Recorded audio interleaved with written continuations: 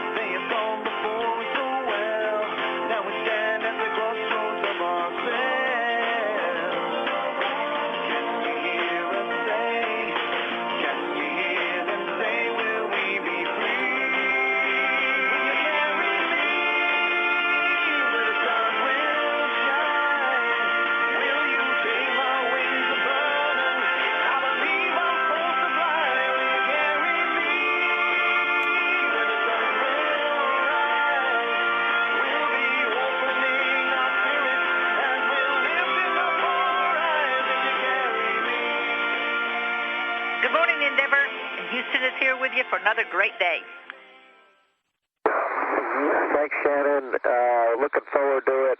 Had a great fourth spacewalk yesterday.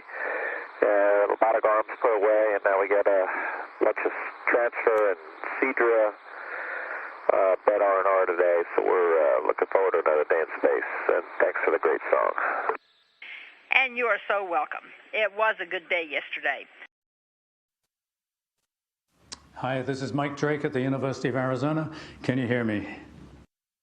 Yeah, Mike, we got you loud and clear. Welcome aboard. We're on board the Japanese module on the space station right now. Well, as you can hear, there's a lot of applause in the room. We have a lot of different people here today. We have staffers and friends from your wife, Congressman Gabby Gifford's office, who are with us. We have a number of first responders from the fire department that are with us. Most importantly for us, I think, is we've got a lot of middle school students who are going to be the ones asking you questions. And we also have a number of University of Arizona space grant students, which your wife Gabby has been very strongly supportive of, a great program at NASA. Let me bring up our first middle school student. I'm going to ask her to say her name and ask her question. Hi, my name is Lena Arriaga from Gridley Middle School. My question is, what feeling did you have when you first looked out the window? Well, let me first say, for everybody there, welcome aboard the space station. It's a great opportunity for us to have a chance to talk to the folks there back in Tucson. I know I probably know some people in the office. We can't see you, but it's nice to have the opportunity to do this event. We just got up. I imagine you guys are getting ready to go to sleep this morning. Or this evening. With regards to your question, though, for me, when I first saw the Earth, it was over 10 years ago. I very distinctly remember it. I was the pilot on the same space shuttle that's docked just a little bit to out that hatch and to our left, Space Shuttle Endeavour. And at Mach 15, when you're going into orbit, the space shuttle rolls to heads up, so it's upside down and it rolls heads up. And I looked over my right shoulder out the window. You could see this big blue planet out there, and it's really like, even though it was 10 years ago, it's like it was yesterday. Very, very spectacular view. And it's pretty exciting to get to go into space. I'm going to add to that answer only because I experienced my first daytime liftoff about a week and a half ago, And to my left was Commander Kelly, and I was the pilot in the right seat, just like Mark was recalling from 10 years ago. My first flight was 3 years ago, and it was at night. And so this past launch was my first day launch as well. And looking over my right shoulder, I was amazed at how the Atlantic Ocean accelerated by. I do recall looking out the window, and Mark said, "Focus!" Because as the pilot, I'm supposed to focus on the engines and other systems. But I was amazed at what it looked like out the window. So I just wanted to share that with you. Hi, I'm Alex Boland, and do you have to tie everything while in space or during liftoff and landings? Well, hi, Alex. Yeah, we really do. When on launch, everything vibrates and shakes, and so everything has to be tied down. But once we get to orbit, it's not shaking and vibrating anymore. But if we don't tie it down, it'll float away. So, one of the big challenges living up here is not losing your stuff. So we have to keep things tied down, keep things secured, because you'll lose it pretty fast. But that becomes challenging, but it also becomes fun too. So if you're eating a meal and you have a couple of things in your hands, if you run out of hands, you could just take your food and stick it right there, and then go about getting a drink or something else, and then just grab it, and there it is. Okay, just like that. So so it's challenging on one hand, but it's a lot of fun on the other. Hi, my name is Mia Birch from Gridley Middle School. My question is, why do you take dry food with you, and can you eat regular meal in space, or is it impossible to keep the food from floating off? Well, we have Velcro attached to all our food items. Mark just grabbed, looks like some dried fruit of some kind. Dried pineapple. We have a lot of dehydrated foods like dehydrated pineapple, and we have other items that come pre-packaged, all ready to go, and they're in packets that we just put in the oven and heat. We also have clear packets, plastic packets that we inject water in to rehydrate them. And every meal is fun. So it's really easy to eat, and the food is great. Some people love the shrimp cocktail. I actually prefer the M&Ms, and it's a normal diet. I made a hamburger the other day. Since it's zero gravity, I was able to stick a tortilla on a clip, put a little ketchup and mustard. It doesn't go anywhere, and then I stuck the hamburger patty right on the ketchup, and it stuck because, of course, gravity's not acting on it.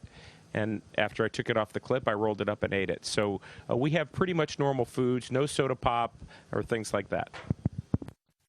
Hi, my name is Alex Enriquez from Gridley Middle School. My question is, how long does it take to readjust when you get back to Earth? Well, Alex, that's a good question, and a lot of it depends on how long you've been up here.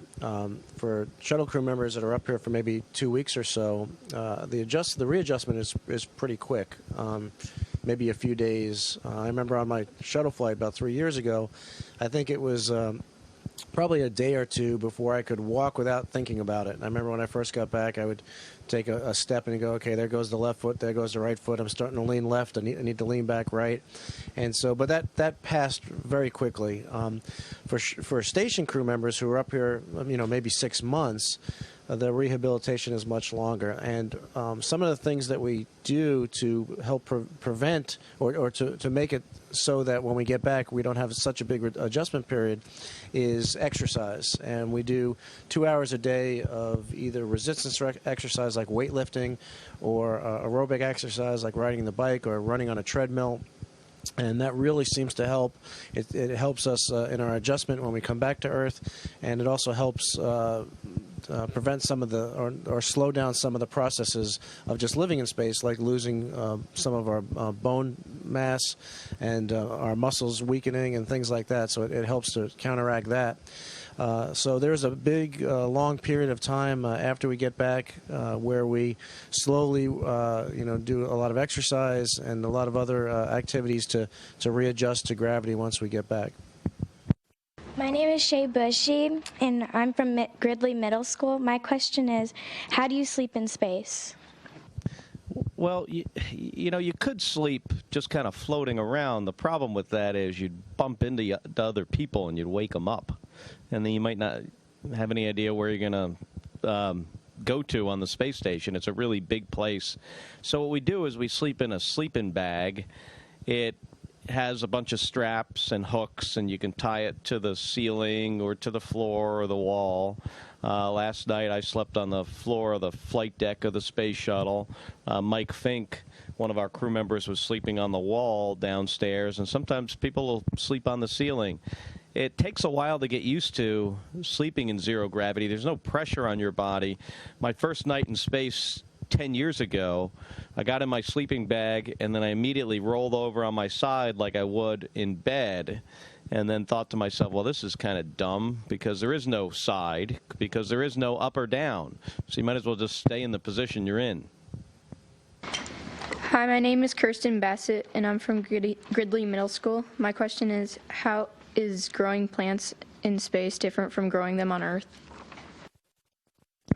Kristen, that's a really good question, because we're actually doing that. And we're trying to figure out the answer to that question, really, and what effect gravity has in how plants grow. And one of the things we're trying to do is remove, because we're in space and because we're in this what we call microgravity environment, we can eliminate gravity from the equation, and we can see how plants grow without gravity, and that helps us to better understand the process of plant growth, which helps us understand how crops grow and how we can make more food. And so one of the things that we're doing is we're looking at what factor gravity plays in a plant's growth and how that compares to things like moisture in the soil and chemicals that are used for fertilizers and things like that. And a lot of the research that we do is so that we can go farther and farther into space. And when we go to Mars and beyond, we're going to have to grow our own food in order to do that. And so that's a very important part of the research that we do up here.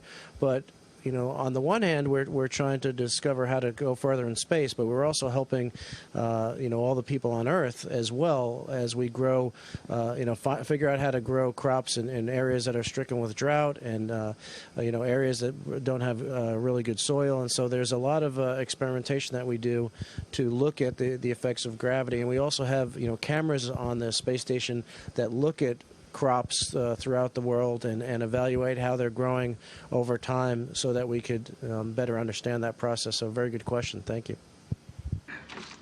Hi, my name is Amanda Duncan from Gridley Middle School. My question is, can you see signs of man-made or natural disasters from space?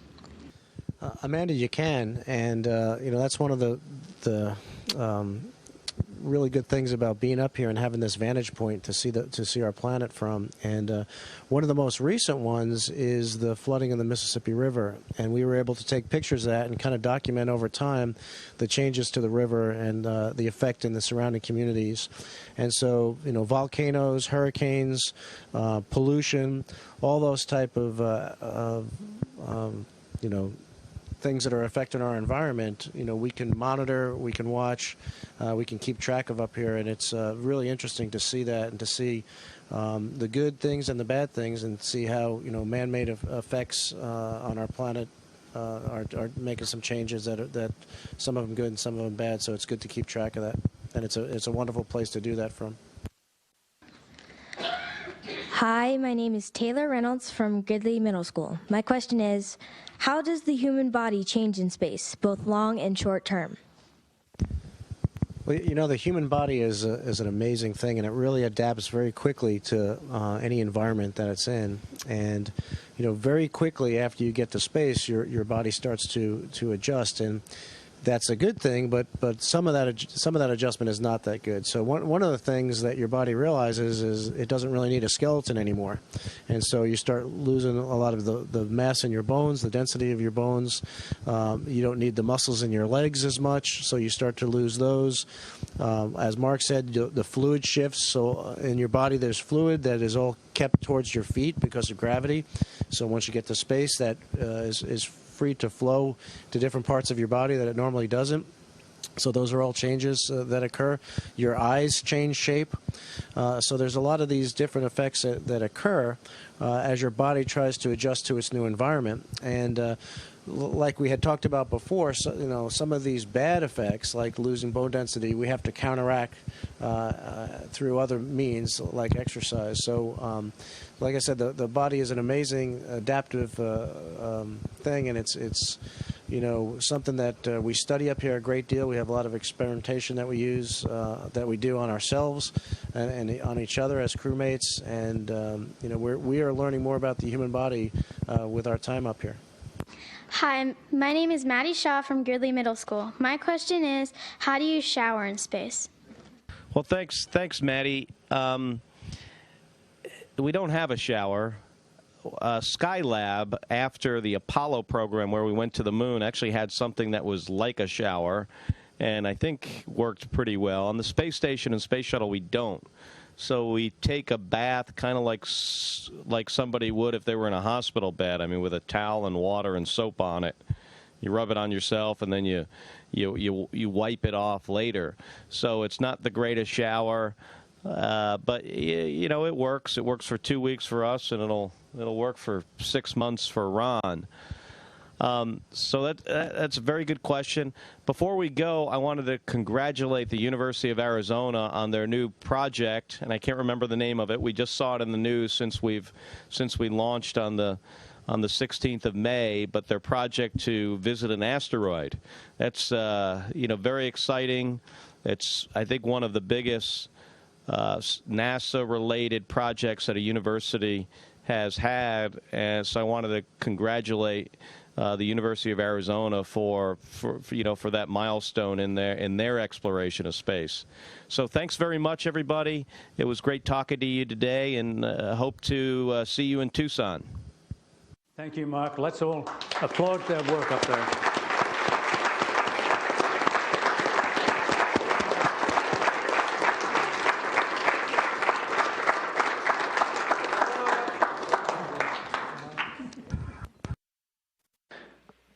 You're back aboard the International Space Station in the Japanese laboratory, the largest science laboratory of the International Space Station, providing a great work site environment for the task that Greg Chamitoff, you see here, is reviewing along with Mike Fink. Chamitoff is reviewing the procedures, the detailed procedures for this task, which is budgeted on his and Mike Fink's timeline for about 4 to 5 hours worth of work to swap out what's known as a bed, a sorbent bed on the carbon dioxide removal assembly. It's a very elaborate piece of equipment you see there, and quite large, that when active removes carbon dioxide from the atmosphere of the International Space Station. In Station Houston on Space Ground 2 for Mike. Go ahead, procedure. And Mike, this is just for you. We wanted to congratulate you on breaking the duration record, 377 days and counting. Our hearty congratulations.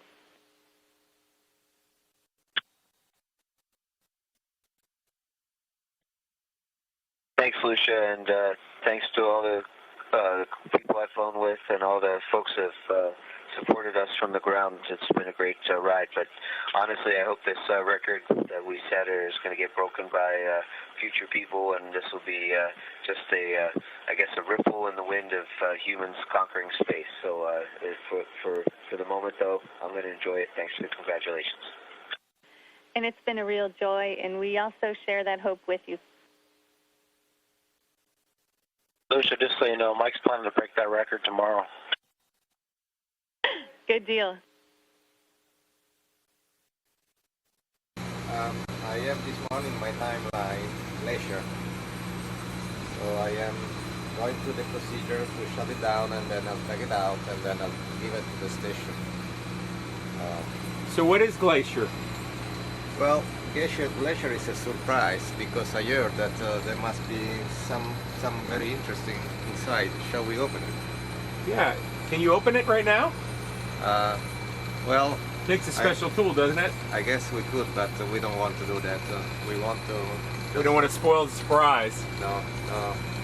But they do experiments, cold temperature experiments in there, right? What's the temperature right now, that thing? I went already to them, and it was -35. It's pretty cold. minus 35 degrees. Yeah. Boy, you could like store ice cream or something in this thing. Well, no, you cannot do that, but in theory you could.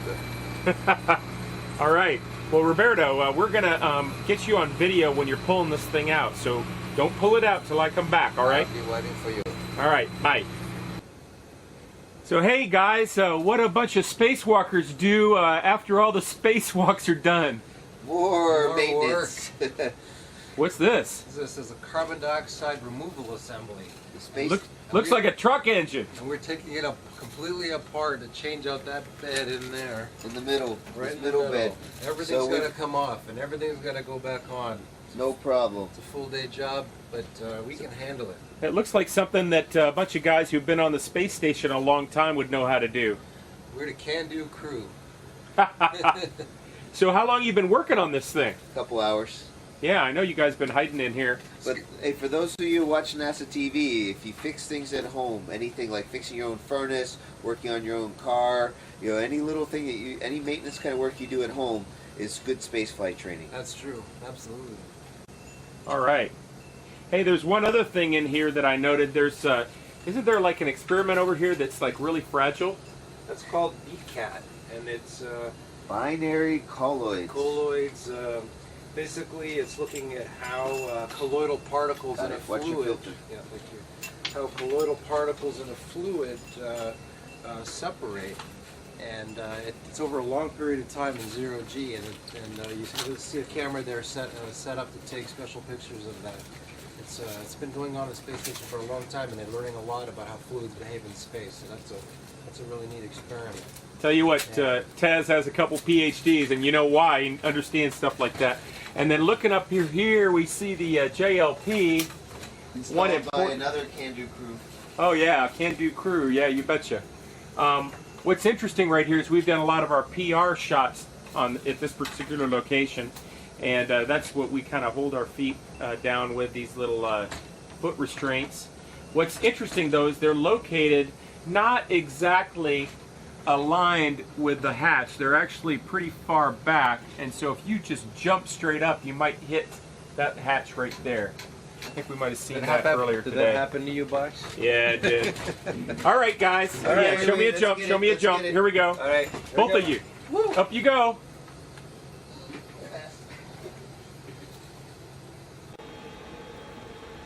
Floating around the space station, sometimes you'll find a bag just hanging out. And as I'm exiting the Japanese lab, I see the CWC. It has condensate written on it. And it's just hanging out here. It has no home. So I'm going to go ask somebody what we're going to do with this bag. It's just kind of hanging out.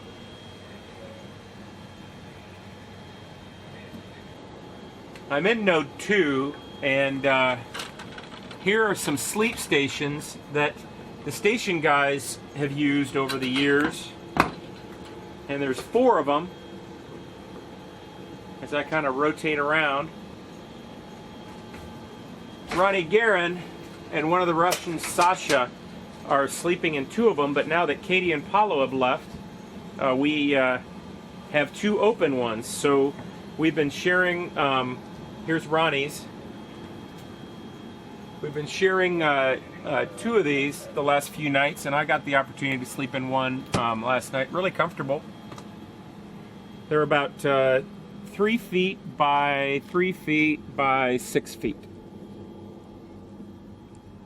The sleeping bag fits nicely along in here. And then on this side, you can see laptops and other things that can be used to access the internet. I'm actually upside down here in relationship to the room. Ah, there we go, much better. Actually, no, I had it right the first time. It's just, looks like the laptop's stowed. Also complete with a light. Oh yeah.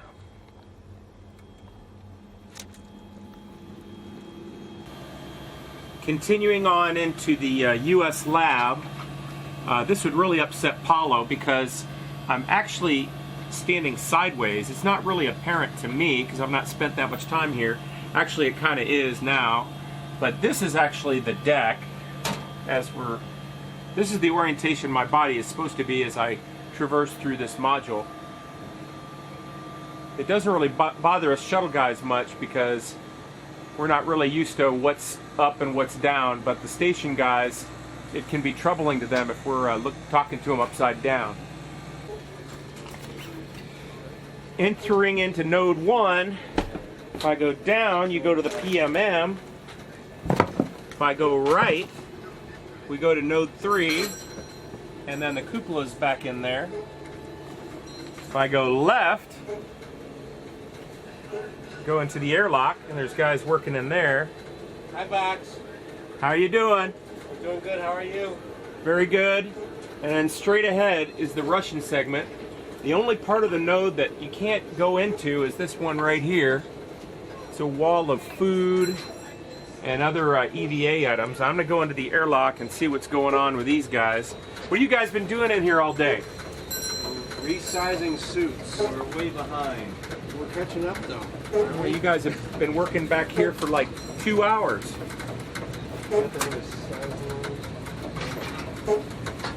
So why are you resizing them? Because some of the parts get out of certification life, and also because there's other EVA guys coming up to do some work, and they don't fit in the suits that we have configured right now, so we're making them right.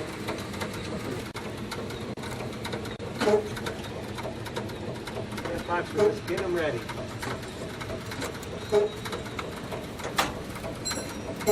What's that sound up there, man? It's the washing machine. High pressure oxygen being pumped. Oh, it's not a washing machine? Sounds like one. That sure does, man. All right, well, I'll let you guys get back to work. Thanks for spending a couple minutes on Flight Day highlights for Flight Day 13. Thanks, buddy.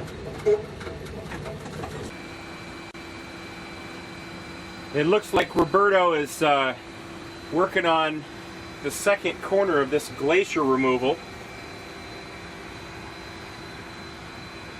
Looks pretty loose now.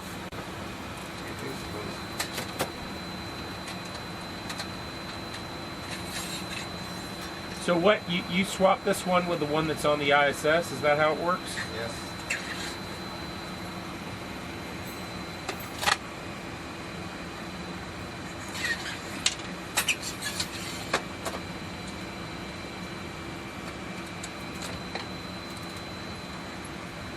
The glacier is coming out. He has been with us for 13 days, and now we'll give it to the station. So, Roberta, what is the mystery of what's inside a glacier? I don't know, and maybe I will never know. Somebody else will be the lucky that will open it. All right. Thanks a lot, man. We're taking it to ISS. I'm going to give you some help. So what we're doing is we're swapping Ronnie's glacier on the station here with the shuttle glacier. See Ronnie accessing one of the racks here in the lab. And here's his glacier. And there's Spanky going by. And then you can see our glacier. Roberto's holding our glacier for the swap out.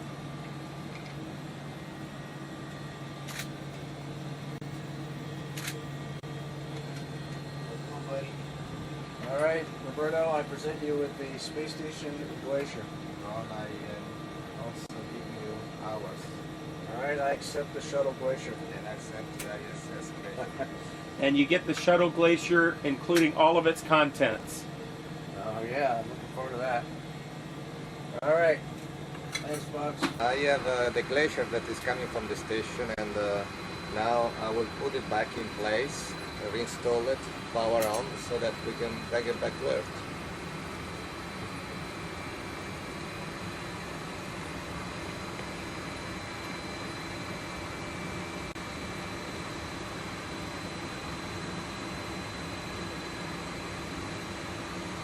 Very carefully sliding to its final location.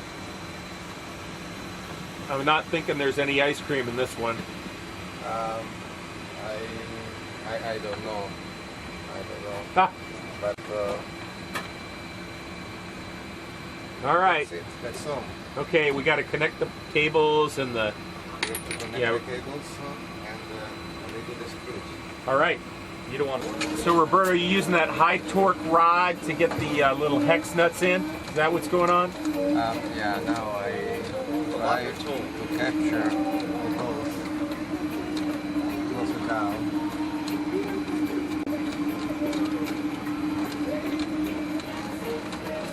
Boy, this mid-deck was quiet. Now it's just teeming with activity. How many workouts is this for you, Mark? Are you setting a record? A record for me. Yes, stay with me, man. I've gotten most of my exercise sessions. I think I'm one behind you. Went a little extra long today, though. All right, well, this is signing out on the mid-deck. The glacier is successfully transferred and off to more fun on flight day 13. And next is, for me, is spinal elongation. And while we're talking about that, here's a height chart that we put up the other day. Everybody's grown about 1.5 to 2 inches. When we set up spinal elongation, I guess we'll verify that.